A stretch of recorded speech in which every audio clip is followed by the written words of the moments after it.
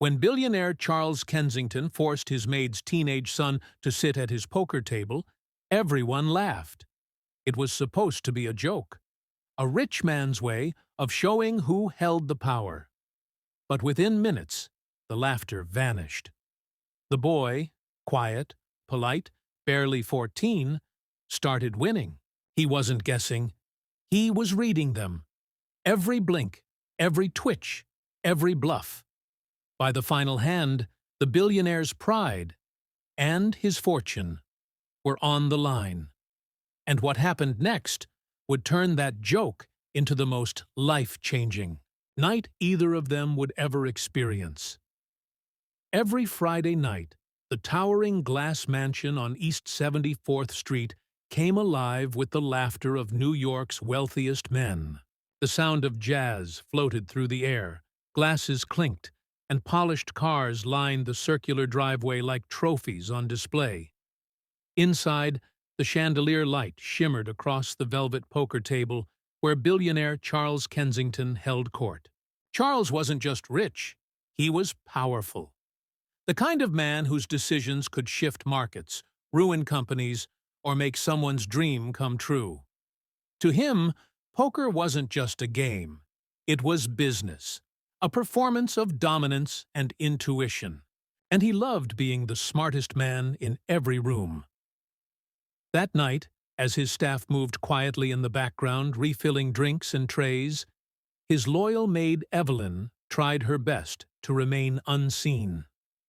She'd worked for Charles for 8 long years, through his marriages, his divorces, and his moods.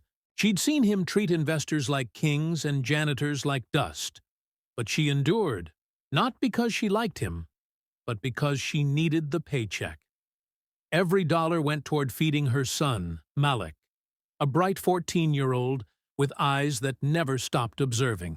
That evening, Evelyn broke one of the unspoken house rules. She brought Malik with her.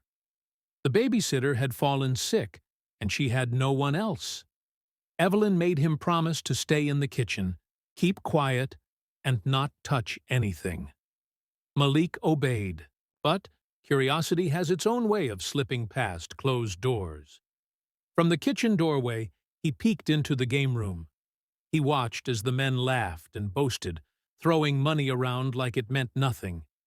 He studied their gestures. How one man twitched when he bluffed, how another tapped his ring on the table when he was confident. Malik didn't know it yet, but his brain was mapping patterns, tiny signals that most people ignored. He'd always been that way.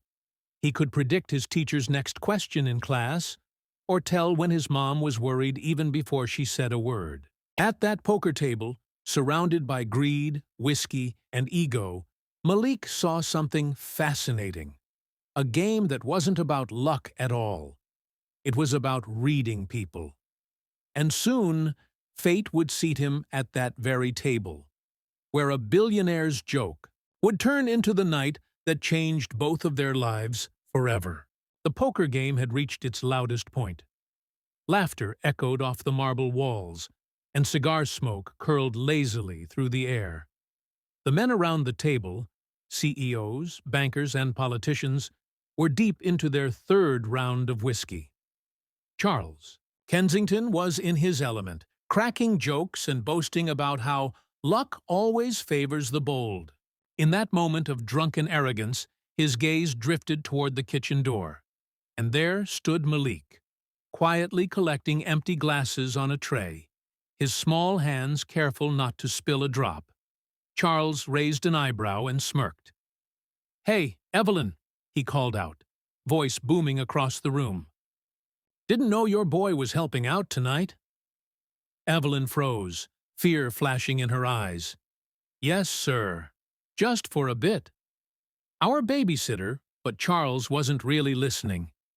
He waved off her explanation, focusing instead on the boy.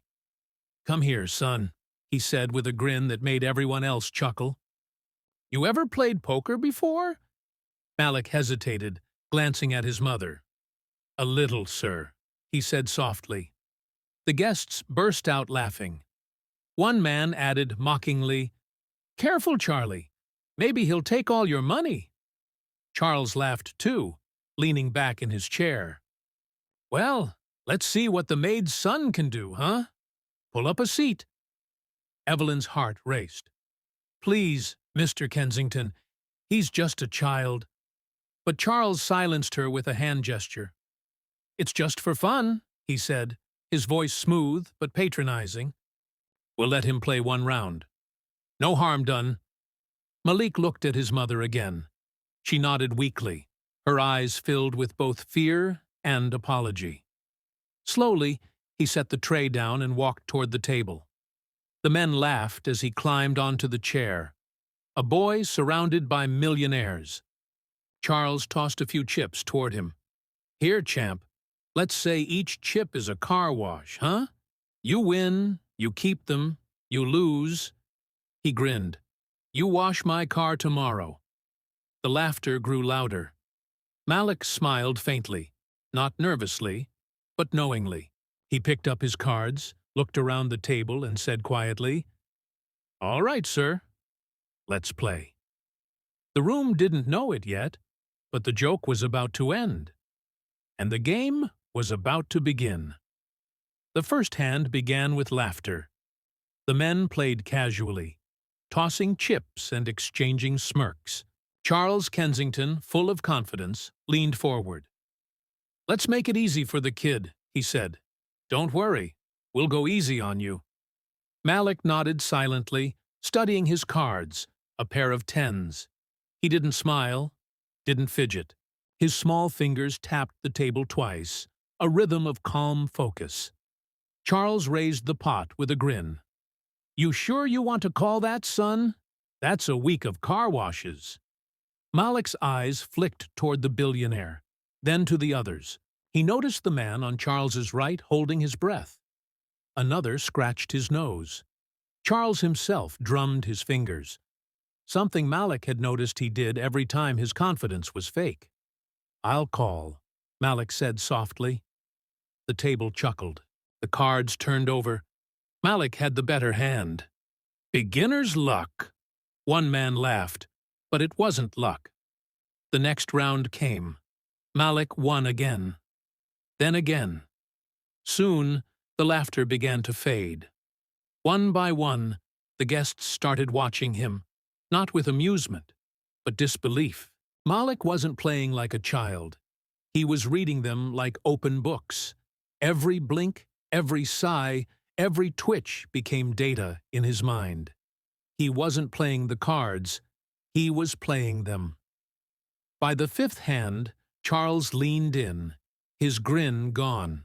Tell me something, boy, he said, voice sharp. You've done this before, haven't you? Malik shrugged, his calmness unsettling the room. No, sir. I just noticed things. Charles narrowed his eyes. Like what? Malik looked at him directly. Like how you tap your ring when you're bluffing, and how the man beside you breathes slower when he has a good hand. He then pointed to another guest.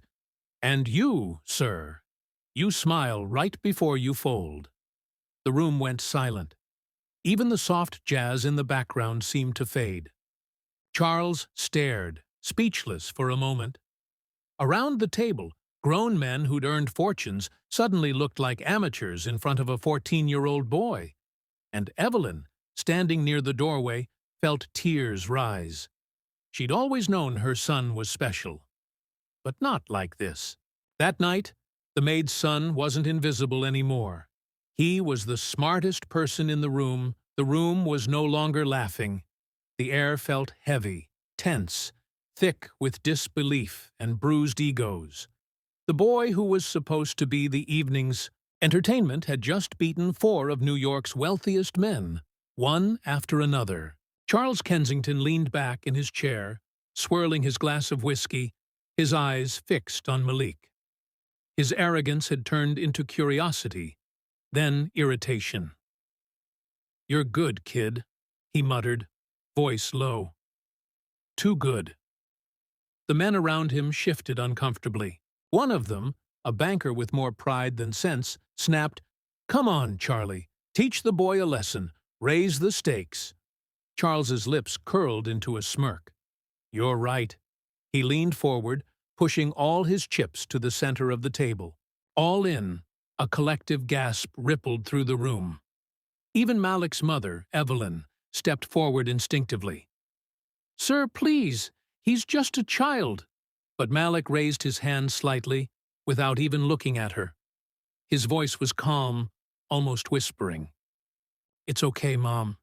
He looked at Charles, steady, fearless. All in. The cards were dealt. The billionaire's jaw tightened as he studied his hand. 2 kings. It was strong. He glanced at Malik, searching for any trace of fear, but found none. The boy sat there like a statue, unreadable. The first 3 cards hit the table. 10, Jack, Queen. A murmur rippled through the crowd. Malik didn't blink. Charles smirked again, thinking he had it.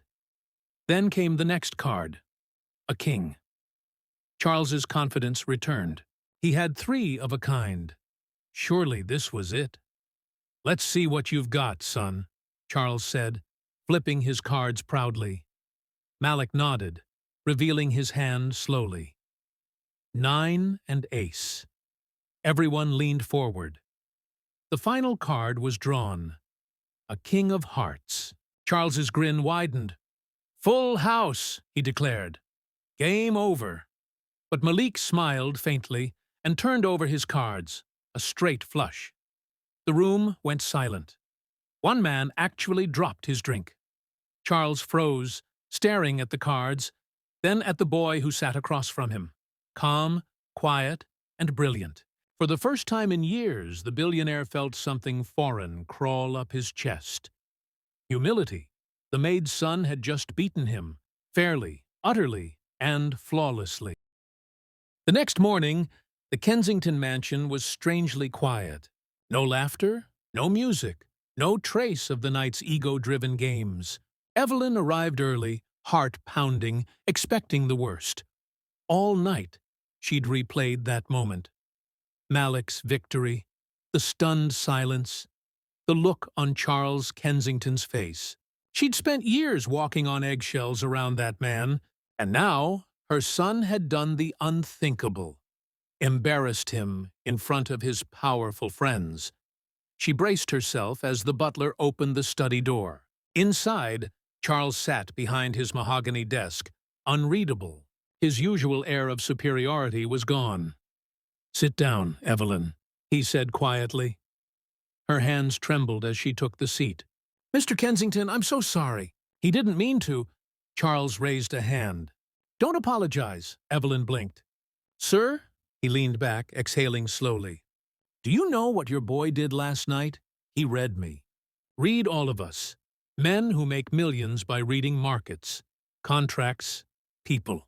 And he saw through every one of us." He reached into his desk and slid a crisp white envelope toward her.